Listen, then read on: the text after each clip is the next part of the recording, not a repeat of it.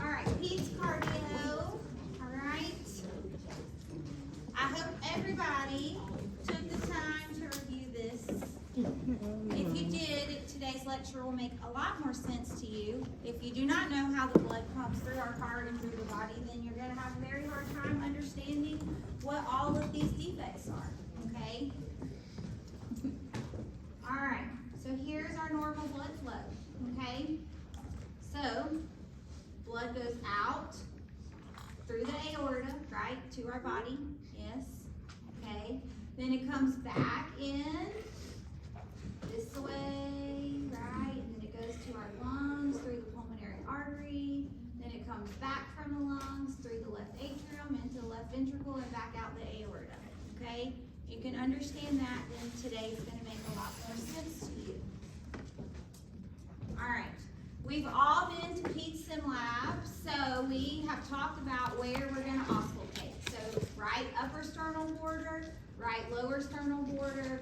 We're going to do left upper, left lower, and then our PMI. Now for this kid, this is above age 7, so that's why they have your PMI kind of right here at that 5th intercostal space. Remember, less than 7, it's going to be the 4th intercostal space, okay?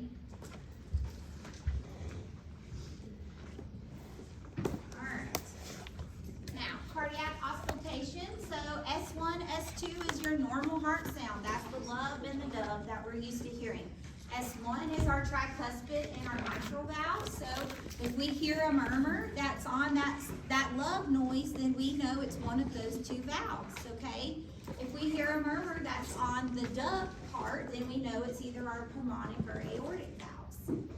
S3 can be normal in some kids, so that means we hear like a little bit of an extra heart sound, okay? It's because their ventricular wall is not fully expanding. This is a growing heart, and so that rapid filling of the ventricle can sometimes we can hear a little bit of an extra sound, okay? S4 is not normal in anybody, all right? We should not hear that at all. You want to listen for quality, you want to listen for intensity, you want to listen for rate, you want to listen for rhythm. All of those are important, okay? Sinus arrhythmia is also very common in kids. And so what that means is that on inspiration, their heart rate is going to increase, and on expiration, it's going to decrease. So when you're looking at your cardiac rhythms, which I know y'all have not learned this yet, you will learn it with Ms. Barson, but you can see, right, these beats are closer together and these are further apart. Can y'all not see the spaces between those? Okay, Ms. Barson will spend all the time teaching you what all these little blocks mean and all that kind of stuff, and we're going to save all of that for next semester, okay? But I just want y'all to see that these are closer together, these are further apart. So if your patient is on continuous monitoring, you're going to see that, okay? It's not abnormal. That is called sinus arrhythmia, and that is normal in children, okay? It means on inspiration, the heart rate picks up. On expiration, it decreases, okay? All right, again, normal heart. So on every slide, if you've taken the time to look through the PowerPoint, you will see that on every slide, I put a picture, a normal picture of the heart, and then we'll have the abnormals, right? Because for me, it's hard to compare without looking at them side by side, okay? So that's why I did that for y'all. Now, when we're listening to the kid's heart, what side of the stethoscope should we be using? Both, okay? So we're using the diaphragm and we're using the bell. We did that in SimLab, okay? That is very important. So some of these murmurs that we're going to talk about today are going to be more high-pitched. Some are going to be more low-pitched. You are going to hear them with one side of the stethoscope and it may sound normal with the other side, okay? All right, heart murmurs. There are a couple reasons why we could have them. They could be innocent, meaning that there is no anatomic or physiological abnormality, okay? It is an innocent heart murmur. It's just there, but the child's heart is structurally fine, okay? These are very common in kids. They usually come in toddlerhood and they go away, okay? Sometimes we only hear them when the child is sick. So during times of fever, when the body is going through stress, we can hear a heart murmur that we don't hear on a regular, normal visit, okay? So if we're inpatient in the hospital, we might be listening to this kid and we're like, man, they got a whopping heart murmur, and they've never had it before, nobody's ever documented before. That just means it's an innocent one. It's there because the body is going through stress, okay? Functional means there's no anatomic abnormality, but there is some type of physiological abnormality that's present. This is anemia. Remember, I told you that all kids with a hemoglobin of less than 8 can have some form of a heart murmur. This is what this means, okay? And then we're gonna have organic, which means anatomically the heart did not form correctly, okay? So y'all learned about all kinds of things with Ms. Thompson, about things that happen during pregnancies that can cause complications. So cardiac defects are one of those, okay? And that's what today's lecture is all about. And then, yes, and then cardiac defects, okay? All right, how do we document a heart murmur? So we talked about this in SimLab 2. So I want to know the location you heard it the best. Was it right upper, right lower, left upper, left lower? Where did you hear it the loudest, okay? I want to know the time that you heard it. So if you heard it during the lub, you need to say it was a systolic murmur, right? If you heard it during the dub, it was a diastolic murmur, okay? You need to say the intensity. So did it get worse when the kid is laying down, sitting up, or standing, okay? A good cardiac assessment, like for these sports physicals that I do for these teenage patients, we're supposed to listen to their heart sitting, standing, and in a squatting position, okay? Very rarely do people do that. I do, but very rarely do other people do it. The reason is because when they get in that squatting position, sometimes that pressure, because of the systemic vascular resistance we're going to talk about in a minute, can trigger a heart murmur, okay? And then we want to talk about the loudness of it. So we already assessment a long time ago, beginning of the semester, we talked about the grading of a heart murmur. I don't care if y'all know that, okay? I've already told y'all that. Unless you're going to go work in cardiac ICU somewhere or on a telemetry floor or whatever, it's okay. What you do need to know is if the patient has a thrill or not. So if you can feel that vibration of their heart murmur, then we know that their murmur is a grade 4, a grade 5, or a grade 6, okay?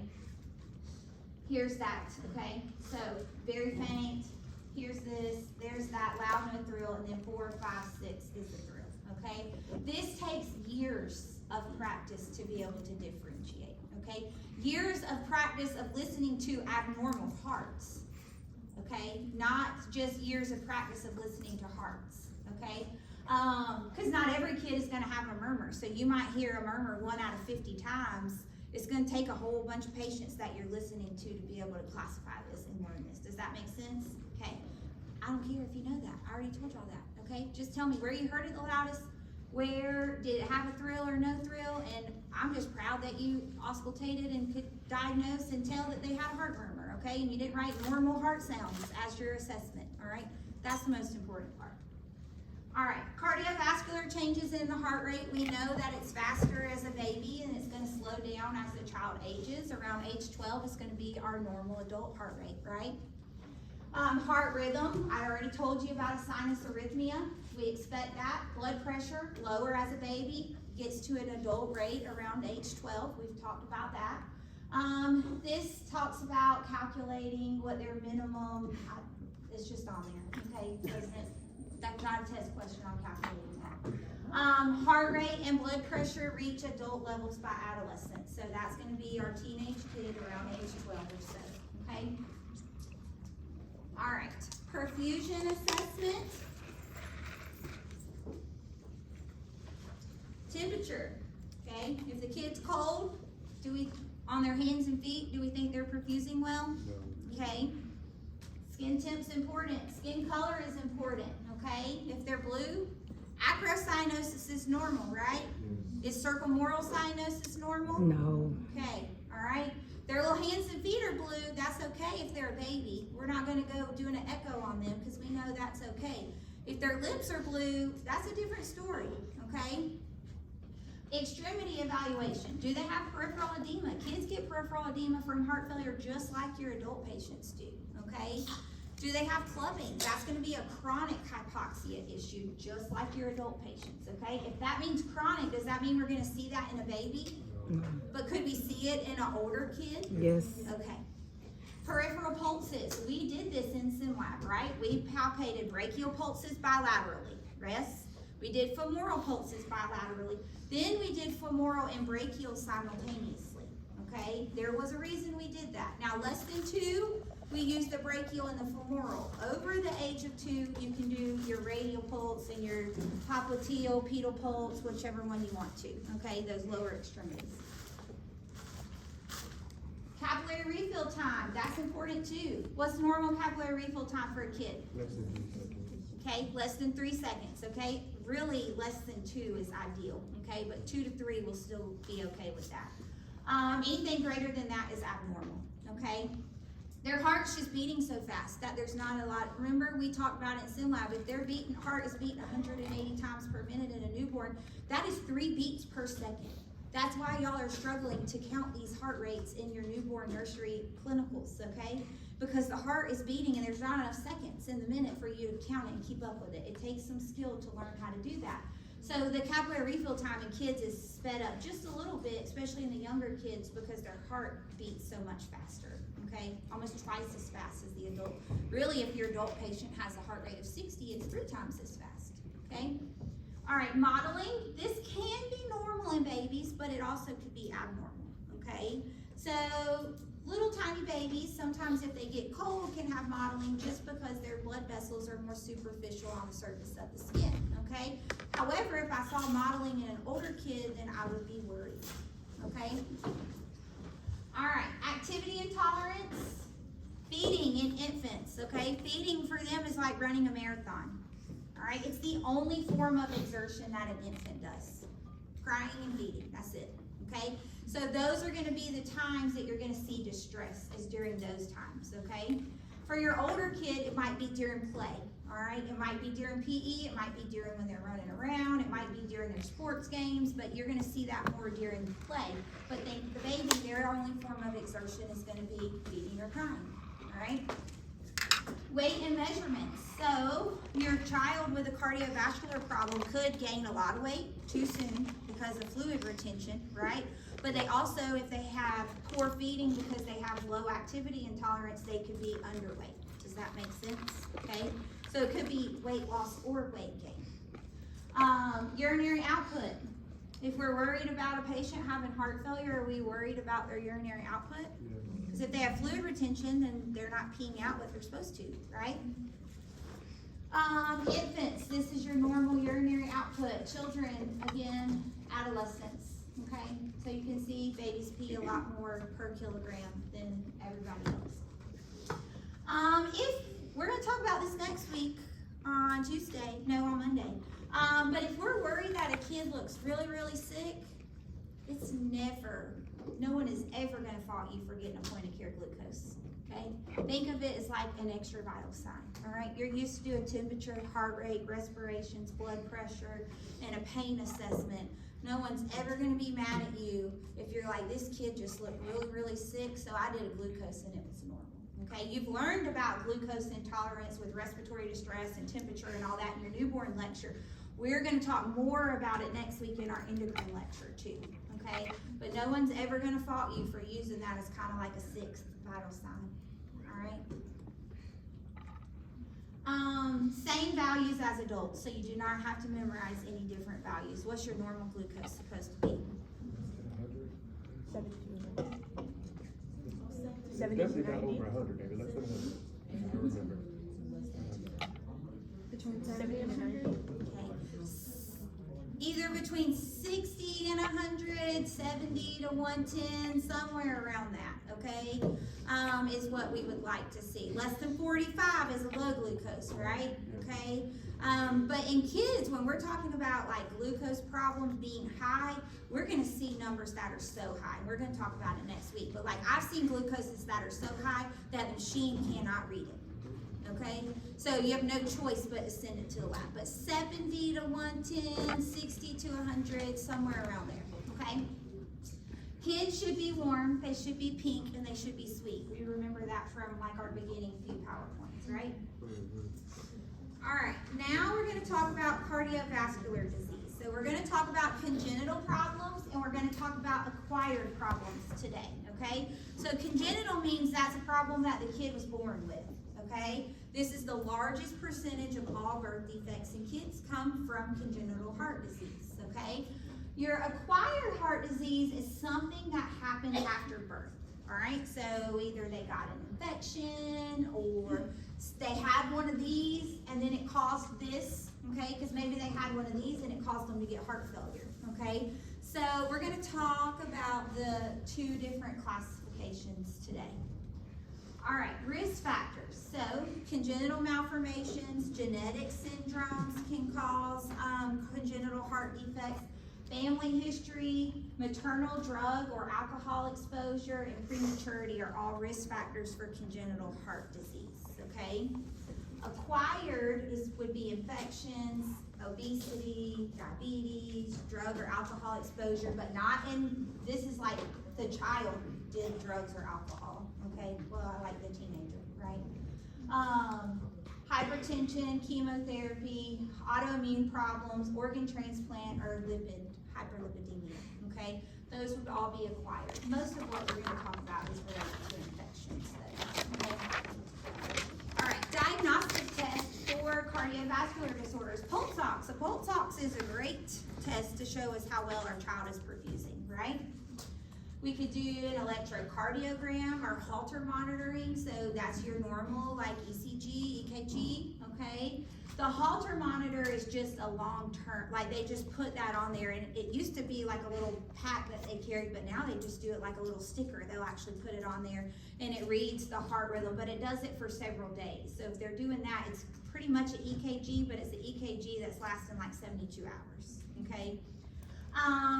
Echocardiogram, this is looking at the structure of the heart. This is an ultrasound, okay? Y'all know that, right? All right. So this is an ultrasound. They are looking at the structure of the heart. They are looking at how the blood is flowing through the heart. Are there any holes that shouldn't be there? Are there any defects anywhere? Structurally, what does the heart look like? You could do a chest x-ray, so if we were worried that the patient had heart failure, so they had fluid on their lungs or their heart was enlarged, obviously that's gonna show on a chest x-ray, okay? Exercise stress test, they will do that in older kids. You can't do that in the little ones, okay? Lab testings include a CBC, so we're looking for polycythemia. A BMP is our electrolyte, our kidney function, and our glucose, all right? A C-reactive protein, so we've talked about this lab in SimLab with our little sepsis case, okay? So this is an inflammatory marker. It is just not specific. So it's telling us that there's infection or inflammation somewhere within the body. We just don't know where that is, okay? And then you have your SED rate. Y'all are used to that, another inflammatory marker. And then obviously an arteriogram or a cardiac cath is gonna be like your gold standard, okay? They do those on kids just like they do them on adults, okay? So they go in through that main vein in the femoral area, right? And they go to the heart and they put the little camera in and they look at the structure and the flow and take the pressure measurements and all that of the child, okay? Obviously though, a little bit more complicated in kids because if they're in a diaper and you just cut open something in that area to insert something in, that's a huge risk of infection, okay? Also, it's very easy to tell your adult patient to lie still and don't move for the next 12 hours so you don't, throw a clot and start bleeding. Kids, yeah, it's a little harder, okay, to keep them contained and still after that procedure. All right, cardiac catheterization. So this is our definitive study for kids with cardiac disease. It's going to tell us about all these things about the heart. So the pressure, structural abnormalities, all the things. They take that little catheter, they put it in the blood vessel, they guide it through the heart, and then they use visualization. It can be diagnostic, it can be interventional too. So some of these defects we're going to talk about, a cardiac cath is the surgery that they do to correct it. Okay, so we'll get there, all right? which is much easier for the patient, right? To do a little femoral cardiac cath versus them like cutting their chest all the way open, yes? All right, for after assessment, so what are we gonna do as the nurse? So we are going to evaluate their vital signs, right? We are going to check their neurovascular status of the extremity that was affected. We're gonna make sure there's a good pressure dressing on that site, and we're gonna check it every 15 minutes for the first hour, and then every 30 minutes for an hour after that. We're gonna assess their distal pulses bilaterally, okay? So remember that bilateral, what we talked about, okay? We're making sure that everything is equal on both sides of the body, so we're comparing. We're gonna assess the color and the temperature of the extremity. Is there any paleness? Is there any blanching? Do we see anything that would be an indication of obstructed blood flow, okay? And then we're gonna check their capillary refill and their sensation, and that's gonna help us evaluate blood flow to the area too, okay? They should keep bed rest and maintain that extremity in a straight position for 4 to 8 hours following the cardiac catheterization. All right, now your policies and procedures of your specific hospital is going to give you a definitive between the 4 and 8 hour mark, okay? You want to inspect that dressing frequently, monitor their intake and output. Contrast has a diuretic effect. Did y'all know that? Have y'all ever had contrast? Okay, if you've ever had a CT scan or anything where they've done IV contrast, you literally feel like you're gonna pee on yourself the minute that stuff gets injected in you, okay? They will tell you, you're gonna feel this sensation to urinate, okay? And it's just, you feel it going through your veins. So it does have a diuretic effect, but in kids, we worry more about dehydration. So hypovolemia and dehydration need to be on our radar if the child got contrast with this cardiac cath, okay? We want them to start with small sips though, and then we're gonna progress to their regular diet, okay? You're not gonna just hand them a full thing of apple juice and let them chug it immediately coming out of the anesthesia for that procedure, okay? All right, this is a little table in your book. It talks about a lot of the stuff that we kind of already talked about. I'm gonna just hit on a few of the things that we haven't. So, obviously when inspecting and changing the dressing, we're gonna be looking for any signs or symptoms of infection, right? Especially with it being in the diaper area. We're gonna take their temperature at least once a day for 3 days following the procedure. If they develop a temp greater than 100.4, then we need to be concerned about infection, okay? No tub baths, right? They're not getting in the bathtub with an open wound in their groin area, okay? No strenuous activity, so they don't get to go to football practice 2 days later, all right? You can do Tylenol or ibuprofen for pain, and then obviously we also want them to report any like heart fluttering, skipping a beat, or difficulty breathing, or any problems with activity level, even with mild exertion like walking or things like that, okay? All need to be kind of monitored and reported. So like, it's probably not the kid that gets a cardiac cath and then they just go back to school, okay? They probably stay home for a few days in the recovery period, all right? Okay, all right, now, y'all learned all of this, right? Fetal circulations and birth? Yes, okay. So before birth, the umbilical cord is delivering oxygen and nutrients to the fetus through mom's placenta, yes? All right. The right side of the heart in utero is going to have higher pressures than the left side of the heart because essentially all that's happening when the baby is in utero is the heart is being perfused, okay? The heart is not actually, it's pumping blood to the body, but it's not actually providing oxygen, okay? So, we're gonna have that patent foramen ovale, which is the opening between the atrium, so that means blood is shunted right to left, so that way it bypasses pulmonary circulation, okay? So there's no sense in blood to go to the lungs from the heart because we don't need anything to get oxygenated, okay? So that's the purpose of that PFO. After the baby is born, then that is gonna close because the pressures are gonna change, okay? So think of it as a door. So once the baby makes cord is clamped, they let out their first cry, their body takes over doing all the things mom has done. Think of it as a door that should just slam shut, okay? All right, so then we also have adductus arteriosus. So this allows blood flow between the pulmonary artery and the aorta, and it is, again, shunting blood away from pulmonary circulation, all right? It starts to close in the presence of increased oxygen. When a newborn takes their first breath, the fetal vascular system undergoes abrupt changes, okay? Now, we're not gonna talk about the stuff that, like, immediately, like Miss Thompson taught y'all about transitioning the newborn, okay? We're gonna leave that for her, all right? So here's just a picture of all that. We have our placenta, it brings blood, we got our PDA up here, we got our PFO is gonna be right there. So those things are there. Once the baby starts to breathe and cry, then all this stuff is supposed to start closing, okay? Again, this is how I like to look at it, okay? So you have your patent foramen ovale right here, and then you have your PDA right there, okay? So those of you that listened with me to the PDA sound in SimLab, you can see like why that sounded like a washing machine, right? Okay, all right. Let's see, I don't have anything else on that. Oh, okay. This is all the same thing. You can see my little things popping up. This is just for the person that's more visual, okay? It's all the same things that were on the last slide. It's just related to pointing at the picture in case you need to see it that way too, all right?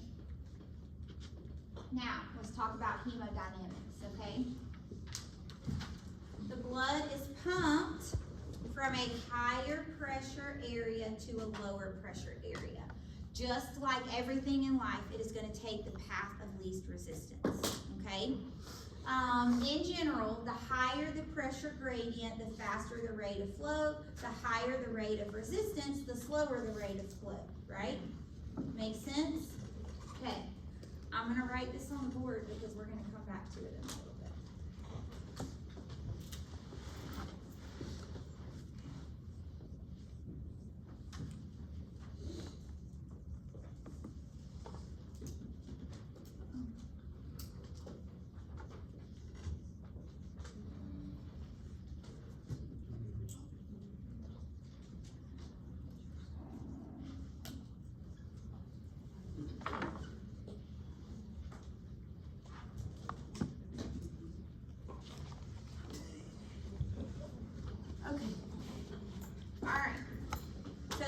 Reference that as we're going through, okay? Have I lost anybody yet? Everybody's good. Okay, I just want to make sure before we keep going, all right? If y'all need to, please stop me, okay? Don't sit here like confused. Stop and ask a question, okay? All right. Hemodynamics in action. So, pressure on the left side of the heart is higher than pressure on the right side of the heart, okay? So left greater than right. Okay, that's gonna make sense in a minute. We're talking about how blood is flowing. And then systemic circulation has higher pressure than pulmonary circulation. So systemic vascular resistance is higher than pulmonary vascular resistance, okay? All right. If an abnormal connection exists, so like a hole in the heart, then blood is going to flow from an area of higher pressure to lower pressure. So that means it's going to mostly go from the left side of the heart to the right side of the heart, okay? Pressure can be changed. So we can change the pulmonary vascular resistance or obstruction and cause the hearts on the right side to have higher pressure. We're going to talk about how to do that because that is a nursing intervention that we're going to do when our patient is struggling to perfuse, okay? All right, now we're getting into the congenital heart defect. So everybody's good so far. Nobody's lost. We don't need to explain anything. Go for it, Malik. Could you go back to the slide you I sure can. Could you explain the pressure part? Here? Yes. So we can change, as one of our nursing interventions is gonna be to change their pulmonary, vascular, and systemic resistance. There are ways that we can do that, okay? We're gonna pause though, I don't wanna get there yet, because I'm gonna teach you how to do it, there's a whole slide on it, okay? Lisa? I just have a question. Yes. Is the pressure higher because it's overall? Yes. And your body has to work, think about what your heart has to do. It has to work harder to get that blood to the body than it does to the lungs, okay? All right? Yeah, Olivia. So in utero, the pressure on the right side is higher. Do you want it to always be higher? Or- In utero, yes, because we're trying to avoid providing circulation to the lungs. Okay, but Okay. when they're born, left Then side is as higher. soon as that gets clamped, then it should shift to where left is higher. Okay. So remember, we said that first cry, that first breath, it's like the baby's whole body just flip-flops on how it's doing things, okay? And that explains the transitional period, right? Like if they have a hard time flipping that switch, because it's literally like a light switch, then that newborn lecture should make more sense as to why they struggle to transition. Is it coming all together for you now? Okay. All right, so congenital heart disease. So these are structural abnormalities that are present at birth. They account for the largest percentage of all defects, okay? So it is based on the hemodynamic characteristics. So when I was in nursing school, we called them acyanotic or cyanotic defects, okay? Meaning like, are they blue when they have them or are they pink when they have them, okay? Now they have changed them to increased pulmonary blood flow or decreased pulmonary blood flow, okay? So that's how your book classifies them, all right? So this is just a list of all of them. Like, don't get overwhelmed looking at this slide. So disorders that have decreased pulmonary blood flow are going to be your tetralogy of Fallot, your tricuspid atresia. Disorders that have increased pulmonary blood flow are your PDA, your ASD, and your VSD. Obstructive disorders are going to be our coarc, our aortic stenosis, pulmonary stenosis, and then our mixed ones, meaning they have some decrease and some increase, is going to be our transposition, total anomalous pulmonary venous return, truncus arteriosus, and hypoplastic left heart syndrome, okay? These are the list, though, of all the defects we're going to talk about today, okay? All right, now, this is for people like Malik that like to visualize a chart, okay? To me, this is visually overwhelming, all right? But for some of y'all, this puts it into a clearer picture for you, so I have it in there, I also got a question. Yeah. Do we have to know all of these different? Do you have to know all of these? Yes.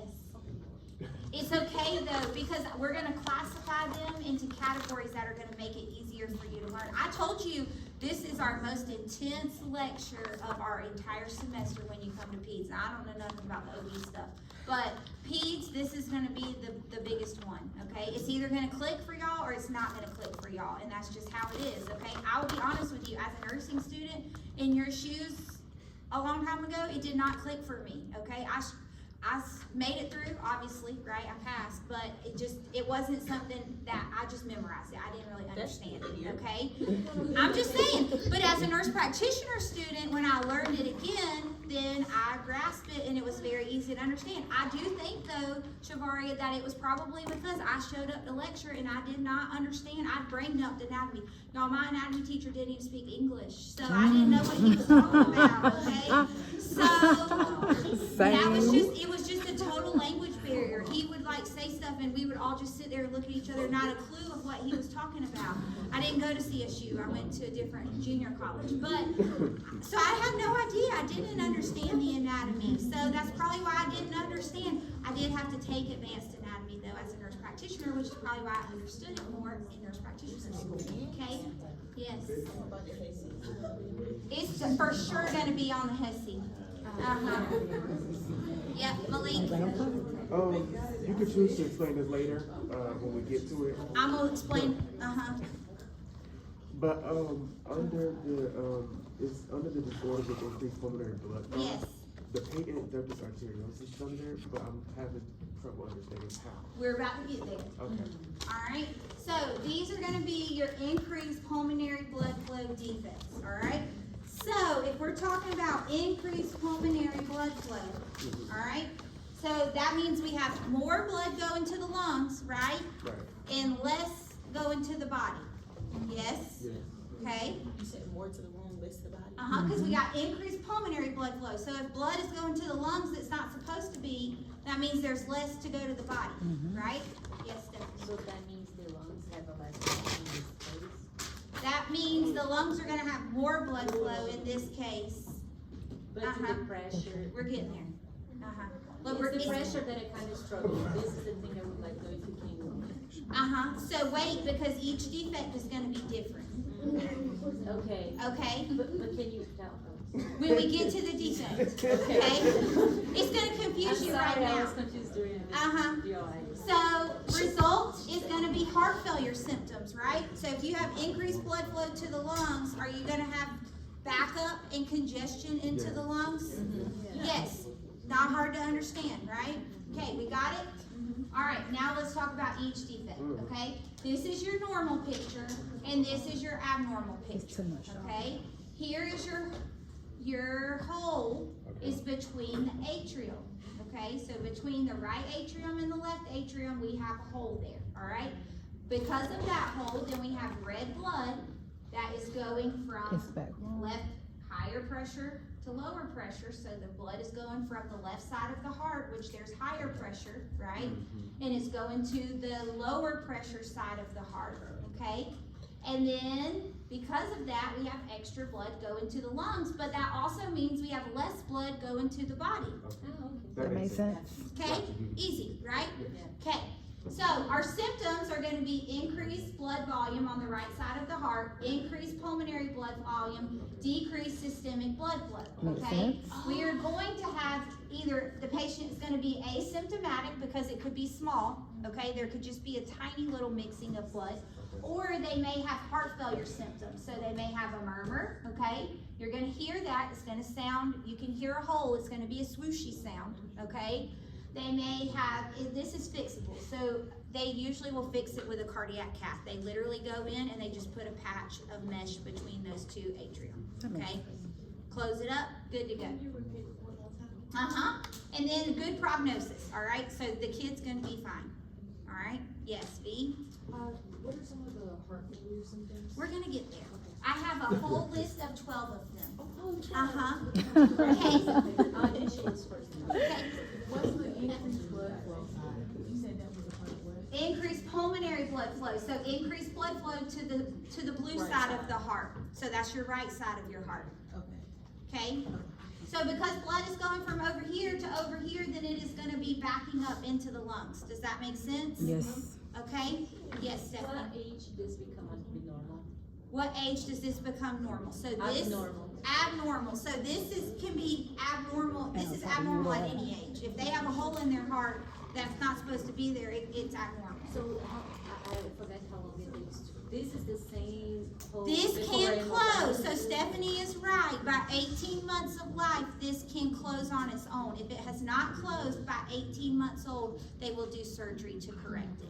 Okay? They will do surgery also in the first 18 months of life if the child is extremely symptomatic. All right?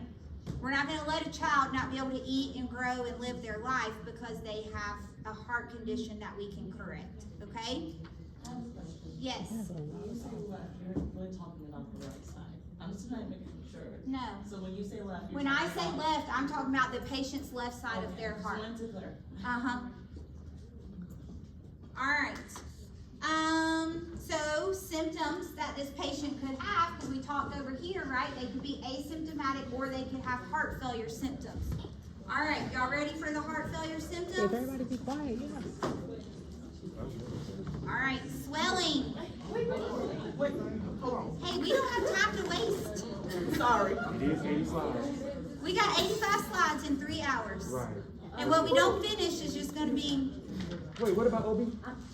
I'm sorry. Uh-huh. This is the foraminal valve that is enclosed.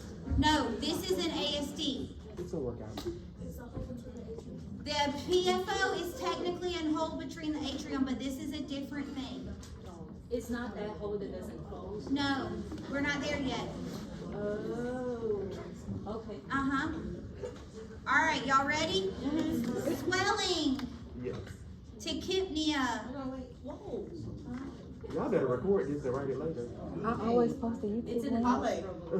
it's gonna be in the notes, but you're not getting the notes part of the PowerPoint until after you get the lecture lock-in. You said tacky what? Tachypnea, Tachypnea. fatigue, nausea, falling asleep while eating or difficulty feeding, which would then lead to weight loss or failure to thrive. Your older kid may have a loss of their normal appetite.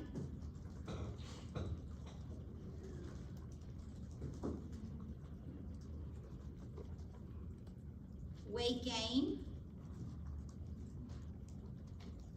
because of fluid buildup, right? Cough or congestion in lungs. Difficulty breathing with normal activities. So that includes eating, walking, going up and down stairs.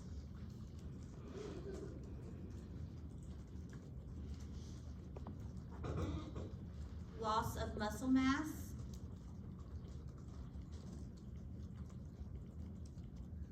Sweaty, flushed, clammy.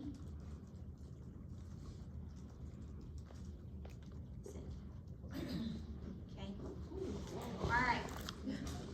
So think heart failure symptoms because we have volume overload in the lungs. Okay. All right, Lily. Is there gonna be a different set of, like, those heart failure symptoms for each one, or? is These that are just- for this whole content. Yeah, good question. All right. This is signs and symptoms of stroke. This is the signs and symptoms when we say heart failure symptoms. Uh-huh. I could put it on a slide for y'all, but then y'all don't pay attention. No, I agree. I agree. This helps me study. So I like to say it, so y'all have to write it down. Because your brain actually shows that if you write stuff down with your hand instead of typing it, you learn it better. I agree. Okay? All right. VSD, okay? So this is in hole between the two ventricles. All right? Do you see that there? Yes. Okay, it's circled. You can see your red blood is going to the blue side, okay? Let me put my normal picture up there. All right, so you see, it should look like this and it doesn't because there's a hole there, okay? All right, so increased blood volume on the right side of the heart again, okay? Okay, we have increased pulmonary blood flow, and because of that, we have decreased systemic blood flow. It's the same thing, it's just the hole's in a different place, okay? Clinically, heart failure symptoms. I just listed them all off for you, all right? This is gonna be a loud holosystolic murmur, all right? So think about what your ventricles do for your body versus what your atrium do for your body. Okay. The ventricles work hard because they have to really constrict to pump that blood all the way out of the heart. Think about it, they gotta get it all the way to your brain, to your toes, okay? Now, your atrium just kind of collect the blood, they open up, they dump it into the ventricles, okay? That's why this murmur is gonna sound so much harsher because this part of the heart works harder. Make sense? Yes. Okay. All right, many of these are, again, gonna close spontaneously in the first year of their life, okay? However, if they don't, or if they're severely symptomatic, then they will treat them, okay? They will correct them. Prognosis is going to depend on location. Do they have any other associated defects? And is it just a single problem, or is it related to something else? All right. Any questions? Olivia? So this is still going from right to left side of the heart? It is still going from left to right side. because this is the increased pulmonary blood flow. So we had 3 of those. So these first 3 will all be that. And then I'll have another slide when we switch to the next ones, okay? Yep, B. So it's like a little hole in the heart. It is a hole in the heart. So you're gonna hear a swooshy sound. It's just gonna be a really harsh swooshy So sound. it's just causing backflow. It's causing backflow. Just same way the other one did. It's just the hole's in a different place, okay? Yep, you're right. All right, now we're gonna talk about a PDA, okay? So Stephanie, this was the thing that should have closed that didn't close, okay? Okay. All right, so failure of the fetal ductus arteriosus to close. This means that this should close within 12 to 24 hours following birth. The pulmonary blood flows from the aorta, so you can see here, let me put my normal picture there. So we have our aorta that is pushing blood into the pulmonary arteries, which are then taking the blood to the lungs, okay? Yep, Shavari. I'm so sorry. Maybe I should ask this person. Okay, all right. I have a question. Okay, hold on, let's finish. So this is gonna be a left to right shunt still, okay? Because you got blood going from the red side of the heart, which is your left side of the heart, to the blue side of the heart, which is the right side of the heart, right? Right. Okay? Oxygenated blood is on the left side, deoxygenated blood is on the blue side, okay? So it's still a left to right shunt. All right, symptoms, asymptomatic or heart failure symptoms, okay? Gonna be a swooshy sound.